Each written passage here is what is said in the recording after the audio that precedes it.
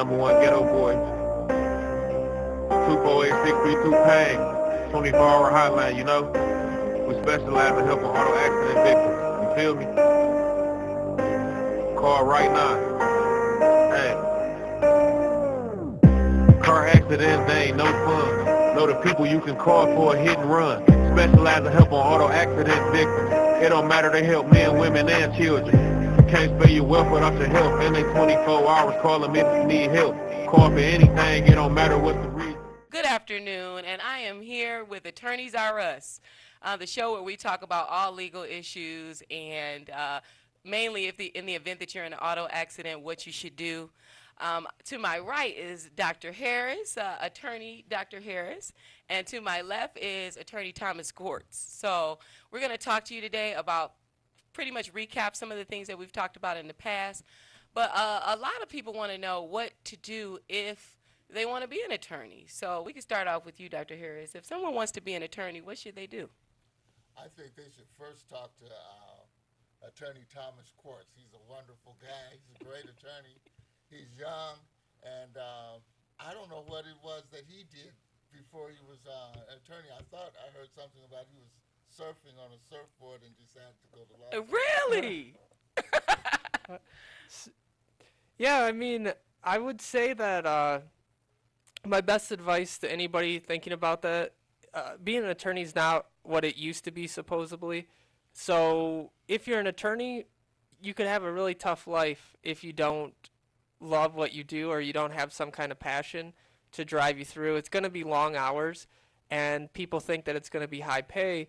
And in my experience, it's only high pay if you're good at what you do, and you're only good at what you do if you have some kind of passion.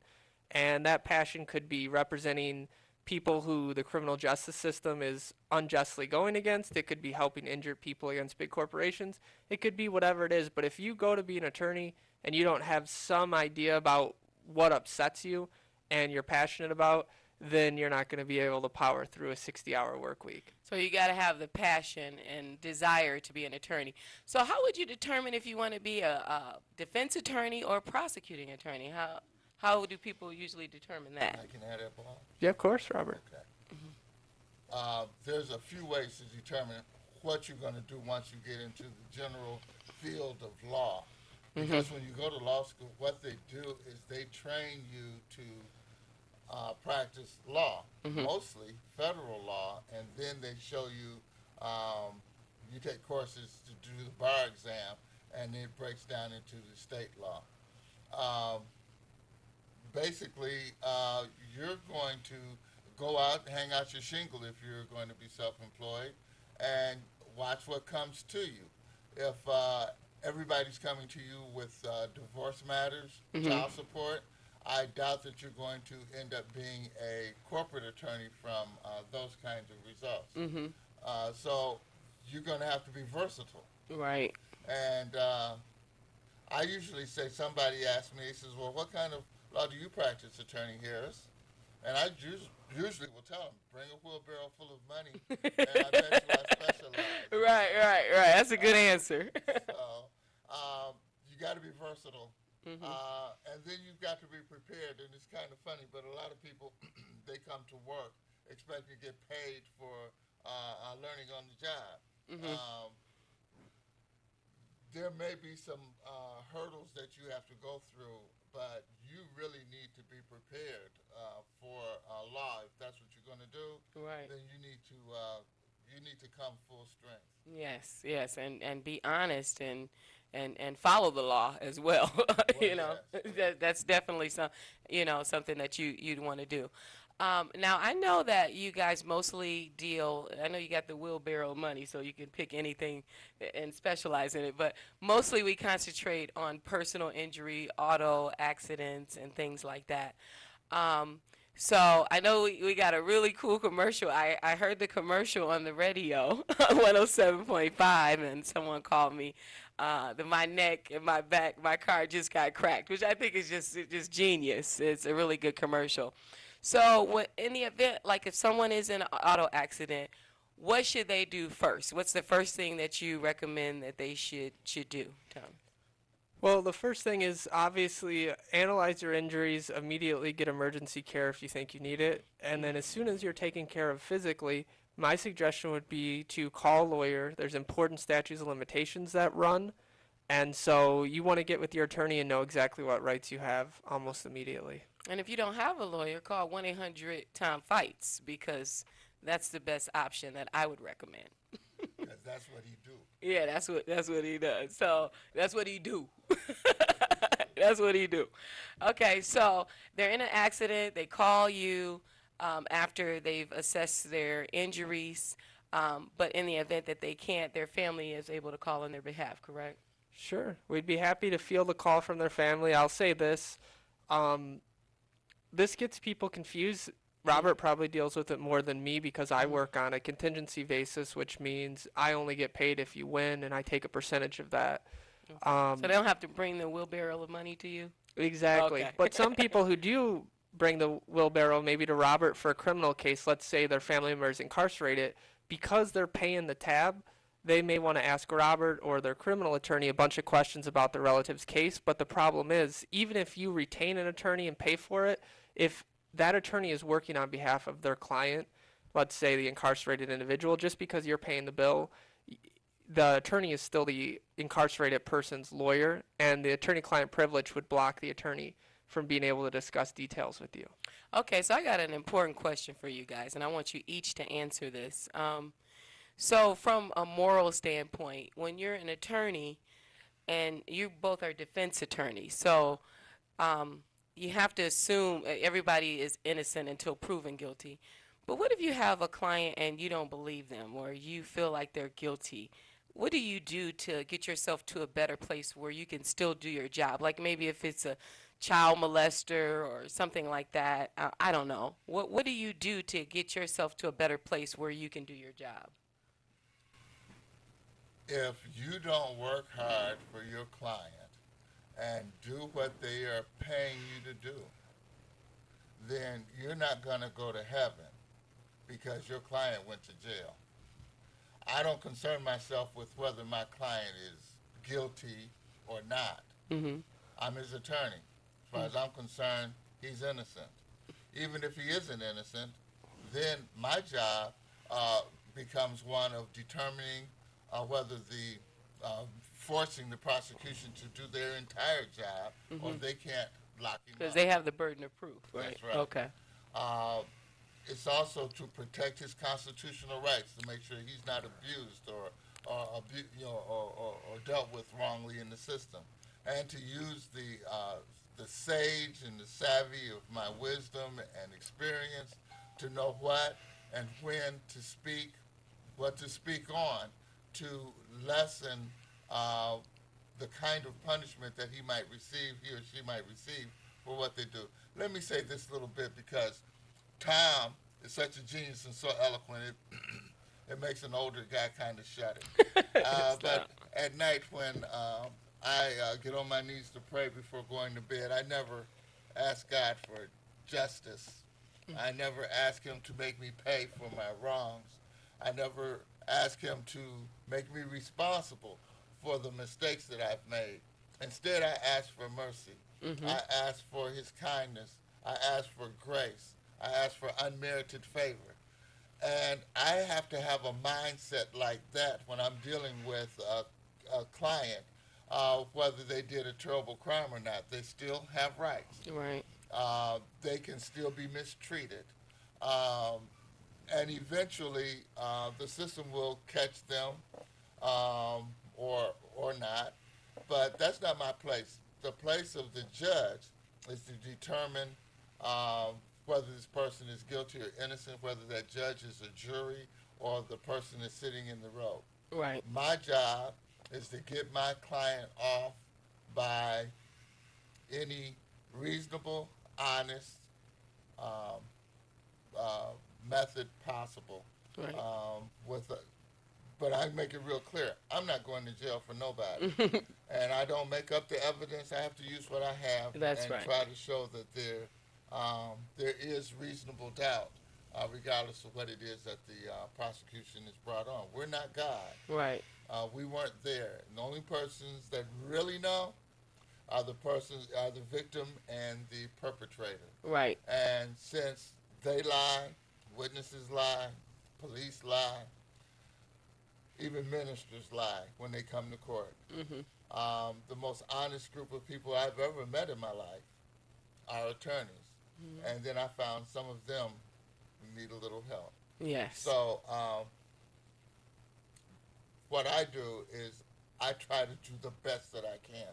I believe in the innocence of my client, or I should say status of not guilty. Yes. That's how I deal with it. I know if I do my job real good, I'm going to go to heaven. Amen. What about you, Thomas? Well, yes, Helen, as you said, we're defense attorneys. We're definitely not God. We're definitely not the judge. And I don't have the ability to judge. I have the ability to gather defenses for my client and make sure his case is presented in a fullness that allows the judge to do his job, which is determine guilt, or the jury. And I'll give, don't hold me to the facts because it's been about 6 months or a year, but when To Make a Murderer came out, they were saying that one of the people on there, was on this beach, that he maybe had a prior rape charge, I don't recall, and that this woman was raped around the same time he was there, and she pointed him out on the stand and said it was him.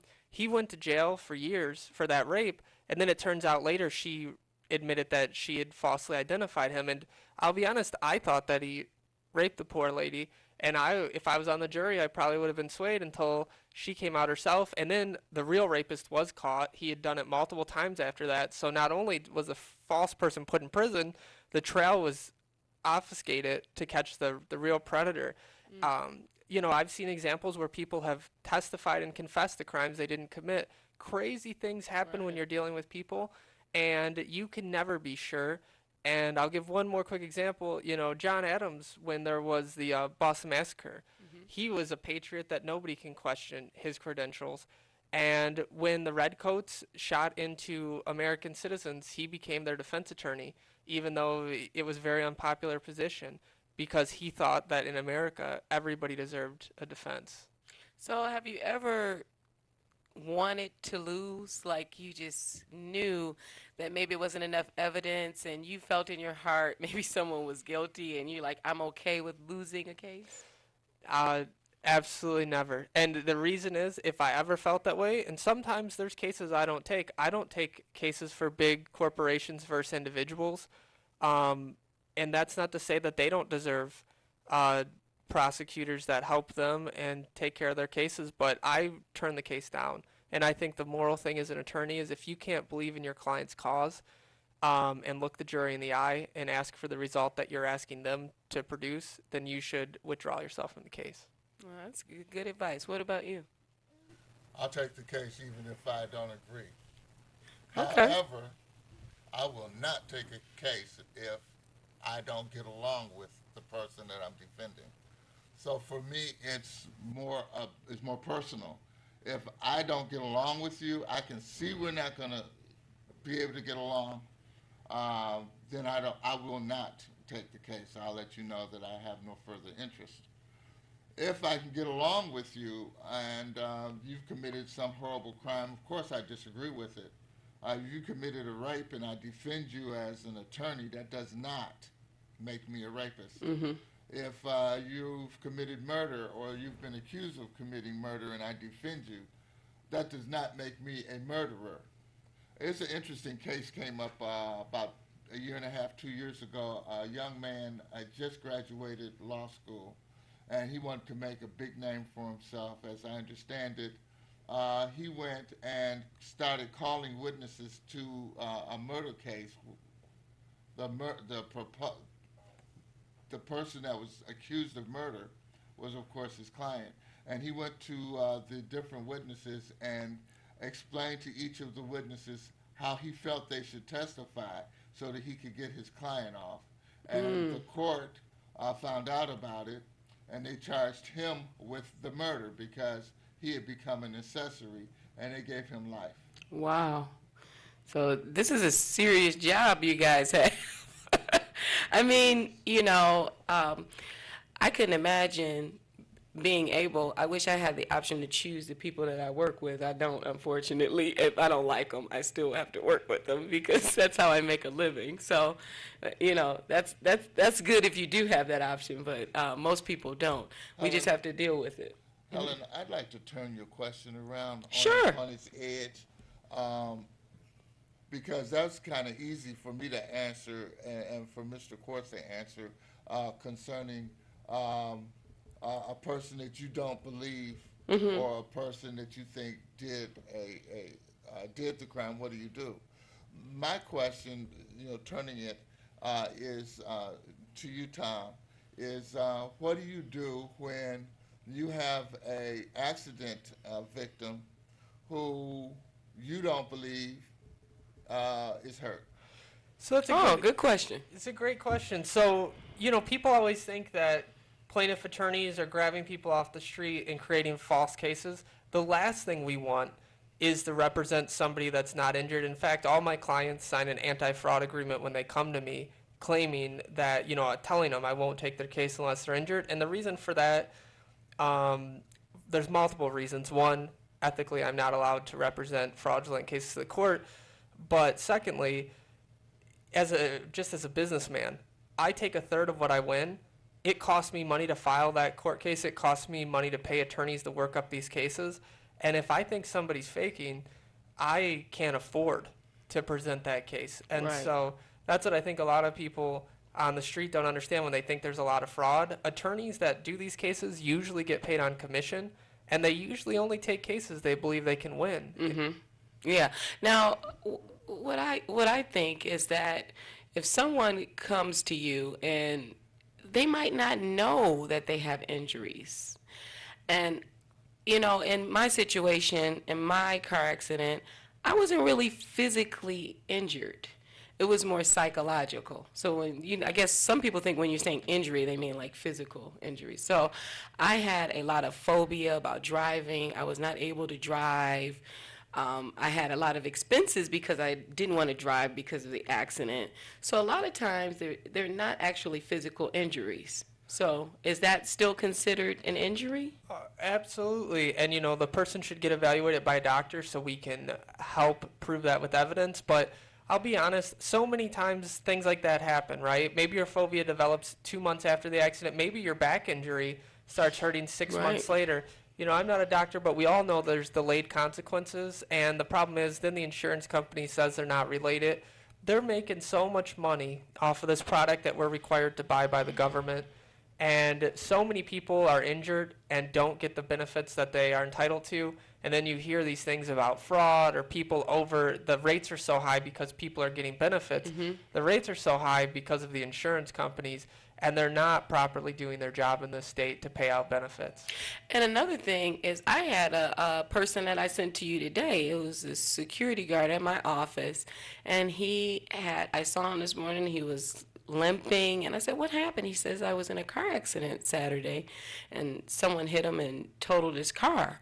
And I said, "Well, hey," he said, the police told me that because I had no fault insurance that I didn't have a case."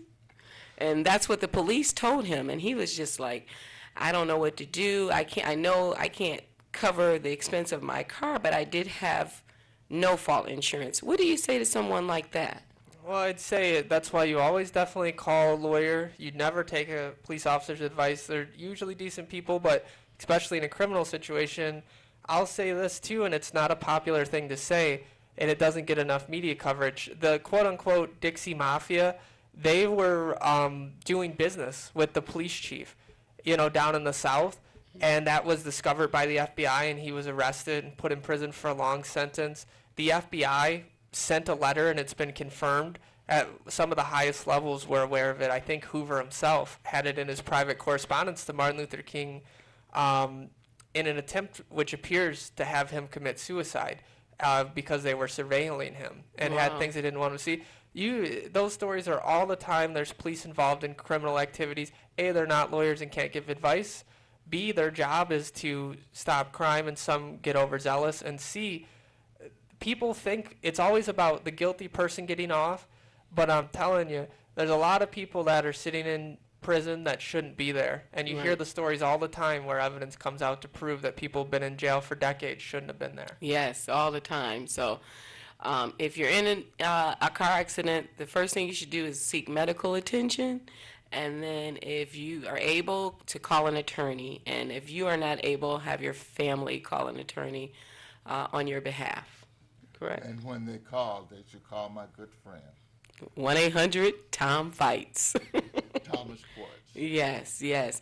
So I know you guys do other things as well, and like we talked a little bit before about personal injury, about slip and falls, and things like that. And I remember back in the day when I was coming up, people were like, because I grew up in the neighborhood, and they were like, if you fall in the grocery store, you're gonna get rich, So, so is that the kind of cases you take if you fall in a grocery store or things like that? So there's never a result that can be guaranteed for a case. But I will say this too: we would, if the facts were right. But I'll tell everybody, the people that have a duty to make sure that you don't fall in this state are getting a free pass because the law is so stringent with the recent open and obvious laws that a lot of people are being injured on things that they shouldn't be.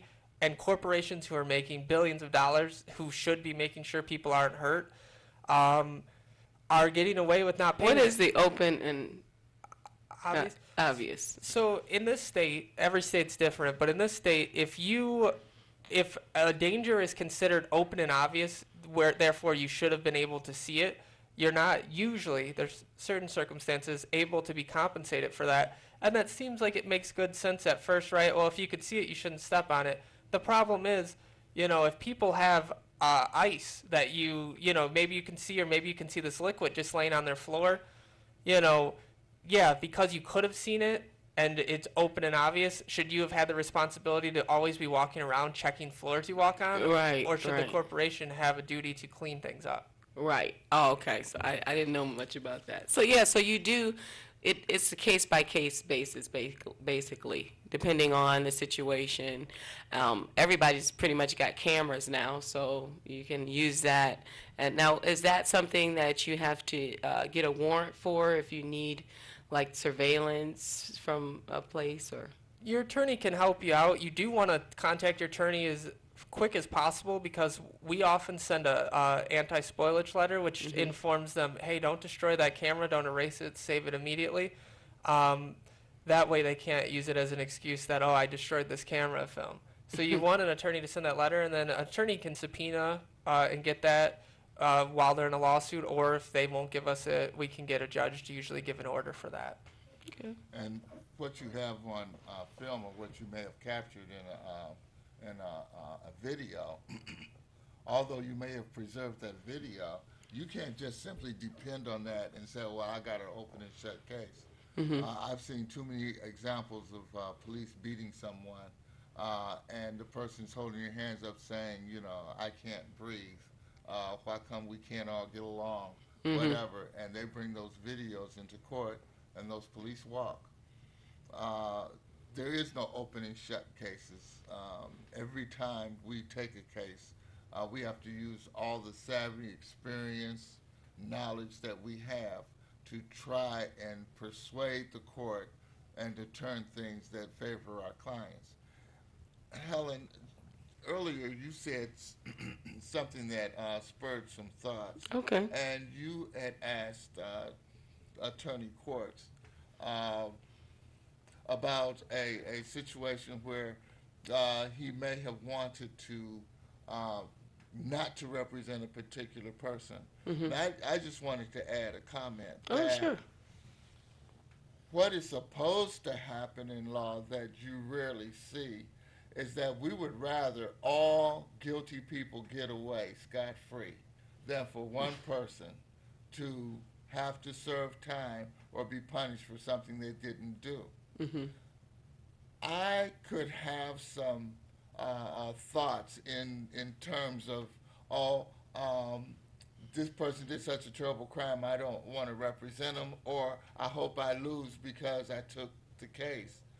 But I can't afford that because the prosecution don't care They will lock up anybody, innocent people, whatever. And I can't help but let's just say this. I was in a jail at 9 o'clock in the Wayne County Jail one time, and I heard the most beautiful song I've ever heard in my life. It was a song where people were singing a prayer. It's the first time I've ever heard anything like that, and it was in the jail. And it's because they had so many pastors and ministers and deacons and lay people and members of different churches in there, and they had all chosen that hour to pray. And it was a song, and it went up, and I was like, oh my God, he gets praise even in the jail. But how many of those people didn't do the crime that they was accused of? And honestly, when I'm fighting in a criminal court, I have to fight as though it's me, as though it's my family that's in court, because it's downright evil the way they come at us. And being of African American descent, let me say this: the way they come at us is horrifying. Yeah, and you know what? Actually, Attorney Harris is correct. You know, justice should be blind. That's the way it's meant to be, and so you shouldn't judge people. You don't know, like he said, only the victim and the perpetrator know what really happened. So it's important that, you know, it's just like in life. We shouldn't judge people. You don't know what people have done. You don't know, and so I try to practice that in my life. You know, so. Great show today. I never really knew how attorneys handle that psychological point of the job, because it is psychological, because you sometimes have to defend people that are guilty, and you have to defend people that are innocent. So you have to do it the same way every time. So that's good to know. So thank you guys for helping with that. And we are here every Thursday at 1 o'clock, Attorneys Are Us. Stay tuned at 2:30 for Helen's Heavenly Delight with my beautiful mother, and I'd like to thank my guests. And we will see you next week at 1 o'clock. Thank you for watching, and have a great day. Yeah, #1 ghetto boy. 248-632-PAIN, 24-hour hotline, you know? We specialize in helping auto accident victims. You feel me? Call right now. Hey. Car accidents, they ain't no fun. Know the people you can call for a hit and run. Specialize in helping auto accident victims. It don't matter, they help men, women, and children. Can't spare your wealth without your help. And they 24 hours, call them if you need help. Call for anything, it don't matter what's the reason. They helping everybody, they on deck if you need them. Say somebody hit your car and they kept going. Just call the hotline and we got help coming. They gon' pull right up like they left something. 248-632-PAIN, that's the best number. Yeah, make sure you call the hotline, we working 24 hours. 248-632-PAIN. You can't spend your wealth without your help, homeboy. You know? Hey, hey, hey, hey. 248-632-PAIN, let's get it.